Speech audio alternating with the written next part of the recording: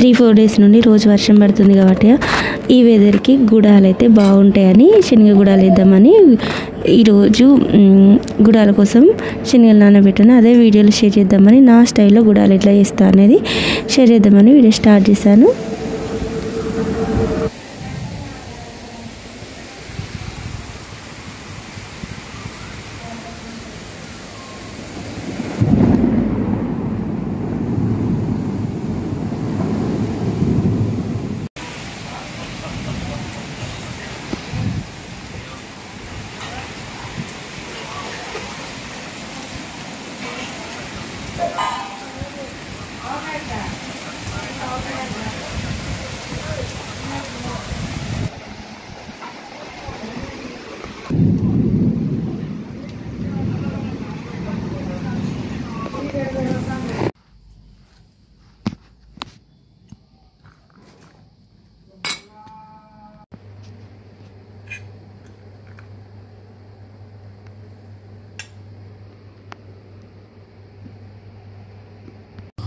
బుడ్డ శనగలను ఇప్పుడు గుడాలు వేద్దామని 2-3 సార్లు మంచిగా కడిగి ఒక 4 గంటల సేపు నానబెడతా.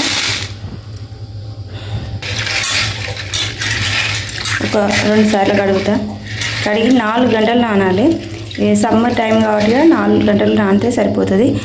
వేరే వర్షాకాలం అట్లయితే 5-6 గంటలు నానాలి. ఇప్పుడైతే తొందరగా నానుతాయి. 2 టైమ్స్ వాష్ చేసి మంచిగా, అంటే డస్ట్ అట్లా లేకుండా మంచిగా కడుక్కుంటా నానబెట్టిన. ఇట్లా 2 సార్లు మంచిగా పిసుక్కుంటా మంచిగా కడిగిన. డస్ట్ ఇంకా రాళ్ళు ఇట్లా లేకుండా మంచిగా చూసుకొని వాటిని మంచిగా ఏరి కడిగి ఇట్లా కొన్ని వాటర్ పోసి, సగం కంటే ఎక్కువ వాటర్ పోసి నానబెడతాను.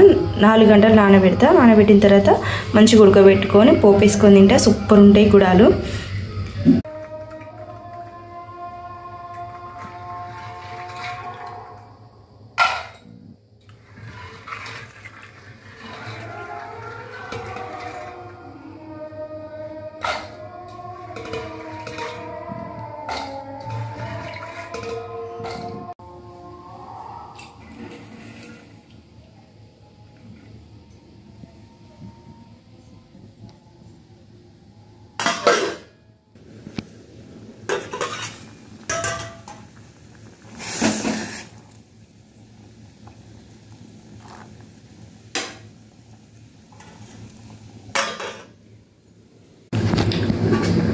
తొందరనే ఉడుకుతాయి, ఎందుకంటే డే మొత్తం చాలాసేపు నానబెట్టిన.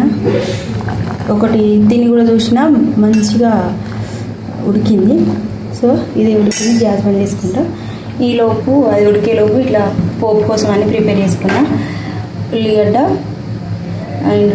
వేస్తా, 1-2 ఎండుమిర్చి, పచ్చిమిర్చి, కల్లిమాకు, పోపు దినుసులు, వీటితోటి పోపు వేస్తా. ఇప్పుడు ఈ వాటర్ అన్నీ వడగట్టుకోవాలి. పోపు కోసం గిన్నె పెట్టుకున్న తర్వాత గిన్నె వేడెక్కినాక ఆయిల్ పోస్తా. కొద్దిగా ఆయిల్, ఎందుకంటే పోపు కొంచెం సరిపోతుంది.